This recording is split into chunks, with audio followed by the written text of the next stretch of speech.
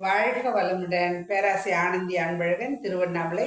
இன்னைக்கு சிந்தனையாக நாள் ஒரு நச்சிந்தனிலிருந்து என்ன எடுத்துப்போம் அப்படின்னா, உயிர் சக்தி எந்தெந்த வகையில் இந்த உடலால் செலவழிக்கப்படுகிறது அப்படின்றத நம்ம தெரிஞ்சுக்கணும்.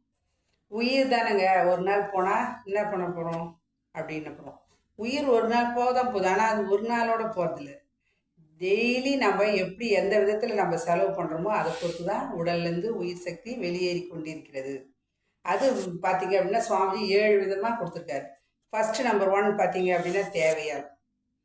அதாவது பார்த்தீங்க அப்படின்னா உடலும் உயிரும் இணைந்து இயங்கும் காரணத்தால் என்ன பண்ணுது அப்படின்னா இயற்கை மனிதனுக்கு ஏற்படுகின்ற பசிதாகம், தட்பவெப்ப சூழ்நிலை, உடல் கழிவுகளின் உந்து வேகம். அப்போ இது தேவை அப்படின்றதால இதால் என்ன பண்ணுதுங்க, அந்த தேவையை நோக்கி நாம் போகிறதால அதை நிறைவு செய்வதற்காக உயிர் சக்தி அது செலவாகிறது. ஆனால் அது அளவோடு இருக்கும்போது என்ன பண்ணுறோம் அப்படின்னா அது நமக்கு கரெக்டாக இருக்கும். இப்போ அளவுக்கு மிஞ்சினால் அமிர்தம்னு நினச்சின்றாங்க. அப்போ உணவு அப்படின்னு ஒரு எக்ஸாம்பிள் எடுத்துட்டாவே அளவுக்கு அதிகமாக சாப்பிடும்போது ஐயோ வயிற்று பரட்டுது அப்படி இப்படின்றோம். அப்போ காரணம் என்ன அப்படின்னா அந்த உயிர் சக்தி அதன் மூலியமாக செலவாகி கொண்டிருக்கிறது அப்படின்றத உணர்த்து தான். ரெண்டாவது பார்த்தீங்க அப்படின்னா அறிவு புலன்களை கொண்டு செயலாற்றும் போது நம்ம மனம்தான் அறிவாக இருந்து புலன்கள் மூலியமாக செயலாகும் போது என்ன பண்ணுது, சந்தர்ப்ப சூழ்நிலைக்கு ஏற்ற மாதிரி எழுச்சி பெற்று உடலில் பார்த்தீங்க அப்படின்னா ஊறுதல், அதாவது உணர்ச்சி நிலை, உணர்வு நிலை. அடுத்தது பார்த்தீங்க அப்படின்னா உணர்ச்சியாகவும், கண்களில் ஒளியாகவும், நாவில் சுவையாகவும் ருசியாகவும், காதில் ஒளியாகவும், மூக்கில் வாசனையாகவும் செலவாகி கொண்டிருக்கிறது. அப்போ புலன் வழியாக நம்ம மனம் செல்லு செலவாகும் பொழுது அந்த இடத்துல அறிவு வேலை செய்யும் பொழுது அந்த இடத்துல நம்மளுக்கு செலவாகிறது உயிர் சக்தி 5 விதத்தில். அடுத்தது பார்த்தீங்க அப்படின்னா இந்த மாற்றத்திற்கு தேவையான முறையிலும் அளவிலும் பார்த்தீங்க அப்படின்னா உடலில் சக்தி, காந்த சக்தி கரெக்டான லெவலில் இருக்கணும், ரசாயன சக்தி. அப்போ அது உணர்ச்சி வயப்பட்ட நிலையில் இருக்கும்போது என்ன பண்ணுதுங்க, அளவுக்கு அதிகமாக செலவாகுது. அப்போ உணர்வு என்ற நிலையில் இருக்கும்போது அது சிறப்பாக இருக்கும். அப்போ பல கோடி செல்களான இந்த உடல் சக்தி, காந்த சக்தி, அந்த செல்கள் ஓட்டம் கரெக்டாக இருந்துச்சு அப்படின்னா நம்மளுக்கு துன்பம் இல்லை. ஆனால் அதை அளவுக்கு மீறி நம்ம செலவழிக்கும் போது என்னதுங்க, அது துன்பமாக மாறுகிறது.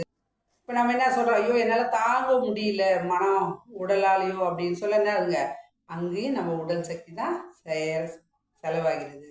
அடுத்தது பார்த்தீங்க அப்படின்னா கொல்லும் மாற்றலும் தள்ளும் மாற்றலும் இருப்பதும், இயக்கமாக உடலில் இயங்கி கொண்டிருப்பதும் ஓரளவுக்கு உயிர் சக்தி தான் செலவாகி கொண்டிருக்குது. உடலை நடத்துவதும் உயிர் தான் இல்லைங்களா. இது நம்பர் 4. 5 பார்த்தீங்க அப்படின்னா எண்ணம் சொல் செயலால் இந்த ஜீவன் பெரும் மாற்றத்துக்கு ஏற்றபடி என்ன பண்ணுதுங்க, எண்ணம் சொல் செயலால் 5வது விதத்தில் 6 குணங்களாக பேராசை, சினம், கடும்பற்று, முறையற்ற பால்க வச்சு, உயர்வு தாழ்வு மனப்பான்மை, வஞ்சம் அப்படின்ற விதத்தில் 6 ஒழுக்கக்கேடான செயலால் இல்லை எண்ணத்தால் என்ன பண்ணுறது, உயிர் சக்தி செலவாகி கொண்டு இருக்கிறது. நம்பர் 5. 6வது பார்த்தீங்க அப்படின்னா மித மிஞ்சிய போகம். அதாவது பார்த்தீங்கன்னா 5ல் அளவுமுறை சொல்வார். அப்போ மித மிஞ்சிய போகம், ஆகாரம், பேச்சு, உழைப்பு, வெப்ப தாக்குதலுக்கு ஏற்ற மாதிரி இருக்கும். அது நோயாளிகளுக்கு என்ன பண்ணுதுங்க, நோயாளிகளுக்கு உயிர் சக்தி அதிகமாக செலவாகும். இப்போ சொன்ன மாதிரி போகத்தால் அளவுக்கு அதிகமான பேச்சு, அளவுக்கு அதிகமான உணவு, உழைப்பு, தட்பவெப்ப சூழ்நிலைக்கு ஏற்ற மாதிரி தீய குணமுடைய வீட்டு விளக்கான பெண்கள் கூட அதுதான் அந்த காலத்தில் ரெஸ்ட் எடுக்க சொன்னாங்க, அமைதியாக இருக்க சொன்னாங்க.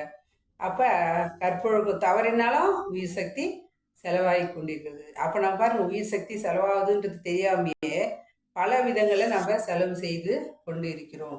அடுத்தது நம்பர் 7வது பார்த்தீங்க அப்படின்னா கவலை, கோபம், பொறாமை, பயம், பந்துக்கள், பாசம், பொருள் பற்று, பேராசை, காமம் முதலியான எண்ண இயக்கங்களாக உயிர் சக்தி ஆற்றல் பெரும் அளவில் செலவழிக்கப்படுகிறது.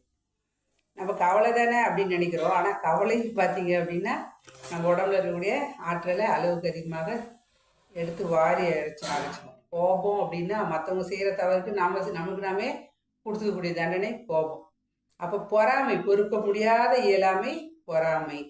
அப்போ பயம் வந்துச்சு அப்படின்னாவே நம்மளுக்கு உடம்புல ஒரு நோய் எதிர்ப்பு சக்தி எல்லாமே ஒரு உயிர் சக்தி அது அளவுக்கு அதிகமாக செலவாகும்.